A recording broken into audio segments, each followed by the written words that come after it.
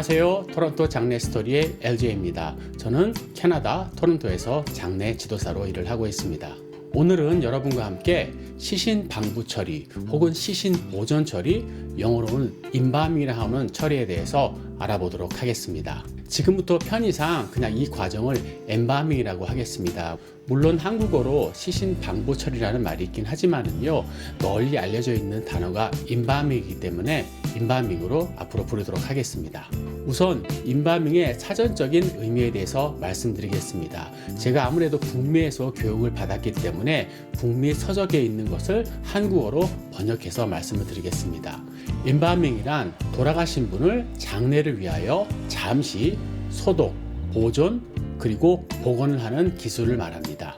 물론 임바밍은 다른 용도로도 쓰이게 합니다. 의학에서 시신 카데바라고 그러죠. 의학용으로 쓰이는 카데바를 만들기 위해서 하는 기술이기도 하고요.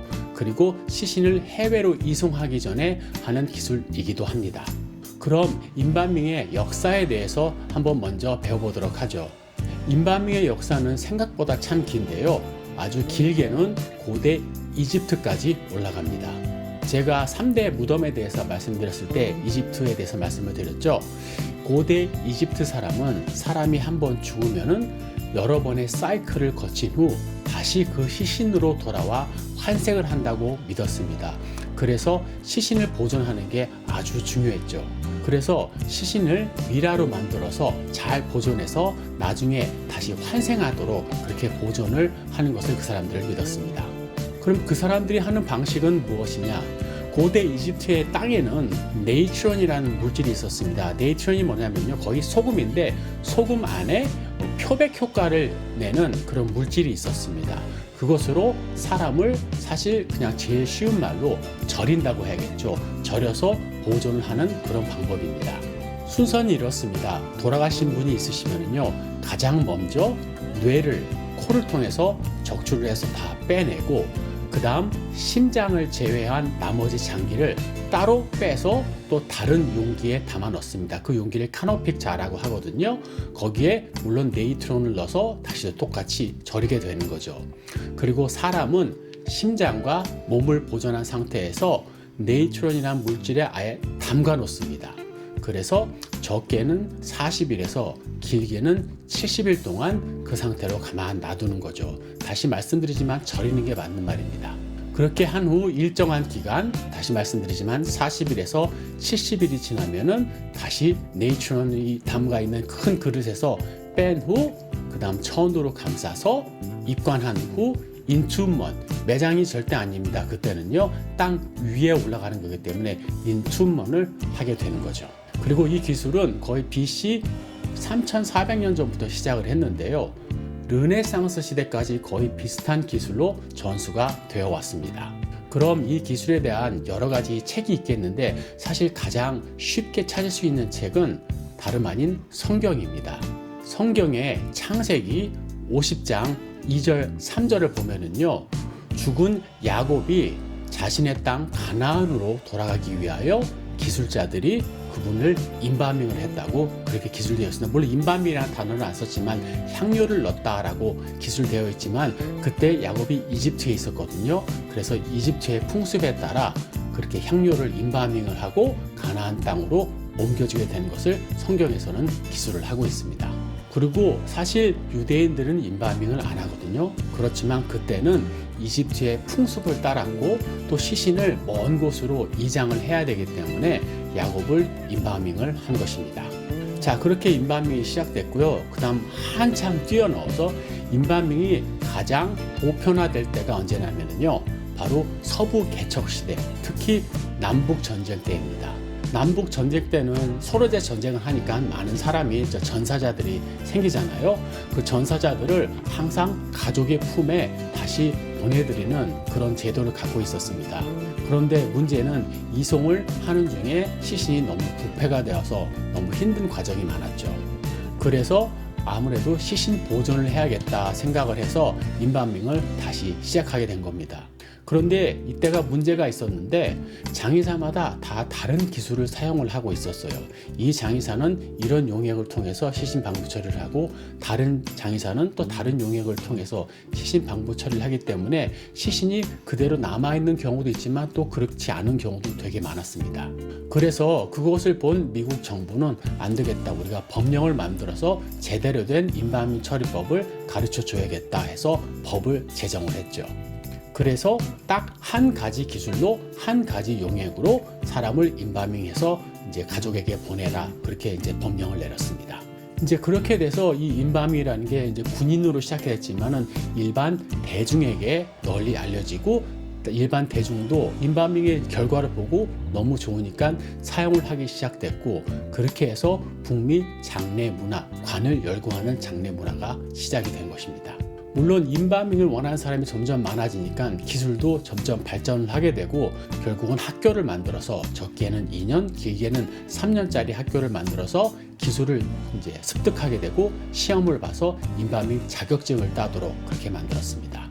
그래서 제가 다른 편에도 말씀드렸지만 장례 지도사가 되려면 이런 라이센스를 따야 하는데 그 중에 임바밍 라이센스가 있는 거죠. 제가 그 임바밍을 할 수 있는 클래스 1 라이센스를 가지고 있는 겁니다. 그럼 임바밍 공정에 대해서 말씀을 드리겠습니다. 우선 돌아가신 분을 병원이나 아니면 다른 곳에서 수습을 한 다음 가장 먼저 시신을 씻겨드리고 또 소독을 합니다. 물론 가장 중요한 부위가 얼굴 부위겠죠. 특히 열려있는 부분, 뭐 코라든지 입, 귀 같은 데 먼저 소독을 해드리고 그 다음 다시 한번 또 목욕을 시켜드립니다. 그 다음 과정은 얼굴 표정입니다. 얼굴 표정을 왜 먼저 하느냐면요, 나중에 지금 용액에 대해서 말씀드렸지만 이 용액이 한번 몸에 들어가게 되면은 단백질을 단단하게 만들거든요. 그래서 만약에 눈썹이 밑으로 내려가 있는데 그대로 놔둔 상태에서 임바밍을 하면 그대로 남게 됩니다. 그렇기 때문에 정리를 깨끗이 먼저 해준 다음에 임바밍을 시작하게 되는 겁니다. 임바밍은 이런 방식으로 합니다. 경부동맥, 제가 사실 이번에 처음 한국말로 배웠거든요. 영어로는 Common Carotid Artery라고 하는데요. 경부동맥을 통해서, 그러니까 여기를 약간 열어야겠죠. 그래서 경부동맥을 약간 나오게 한 다음 그 경부동맥을 통해서 formaldehyde, 그러니까 한국말로는 포름알데히드라고 하는 용액을 넣어서 주입을 해서 온 몸에 퍼지게 하는 겁니다. 용액의 희석도는 사람마다 약간 다른데요. 장례를 얼마나 빠르게 하느냐 아니면 늦게 하느냐에 따라서 적게는 1.5%에서 아니면 많게는 3%의 용액으로 임바밍을 하고 있습니다. 그리고 용액의 색깔도 인종마다 약간 다릅니다. 황인종, 흑인, 그다음 백인에 따라서 색깔이 약간 변화가 있습니다. 그러면은 용액이 들어가게 되면은 또 나오는 용액이 있어야 되죠. 물론 피죠. 피는 어떻게 빼느냐면요, 정맥을 또 약간 끄집어내어서 정맥에 약간의 구멍을 내어서 그 용액에 들어가는 압력이 있잖아요. 압력에 의해서 피는 자동적으로 나오게 됩니다. 그래서 몸에 있는 피의 대부분이 이 정맥을 통해서 다 나오게 되죠. 그런 과정을 한 1시간 정도 아니면 1시간 약간 넘게 하다 보면은 이제 원하는 결과가 나오거든요. 결과가 나오게 되면은 이제 이걸 멈추고 닫은 다음에 다시 또 배 쪽 부분에 한 1cm 정도의 또 구멍을 냅니다. 왜냐하면 돌아가시면요, 배에 가스가 꽤 차는 편이거든요. 그래서 배 안에 있는 가스와 다른 체액을 다 빼낸 후 또 그 안에 또 포름알데히드, 또 용액을 약간 주입해서 또 배 안에 있는 모든 장기들이 잠깐 이제 부패가 되지 않고 지속이 되는 거죠. 이제 그 이후의 과정은 만약에 시신이 훼손된 시신이라면 그때 복원을 하고요. 만약에 얼굴이 훼손이 됐다, 그럼 사실 임바밍 이전에 복원을 하고 그 다음 임바밍을 시작하고 나중에 무슨 또 다른 처리를 하게 되는데요. 아까 말씀드렸지만은 용액이 먼저 들어가면 얼굴이 약간 딱딱해지거든요. 그렇기 때문에 딱딱해지기 전에 복원술을 하는 게 더 쉽기 때문에 그렇게 합니다. 그럼 북미나 유럽에서는 왜 임바밍을 하지라고 물어볼 수가 있겠는데요. 이 서구 문화에서는요, 관을 열고 시신을 보고 또 다른 사람이 와서 시신을 봄으로써 죽음을 인지하고 또 마음에 평안을 얻는다고 믿고 있습니다. 그래서 항상 관을 여는 풍토가 조성되어 있고 그게 당연한 것으로 여겨지고 있습니다. 그리고 물론 또 관을 열어야 하니까 유가족과 또 장례 관련된 업계 사람들의 건강을 보호하기 위해서도 인바밍을 하게 된 거죠.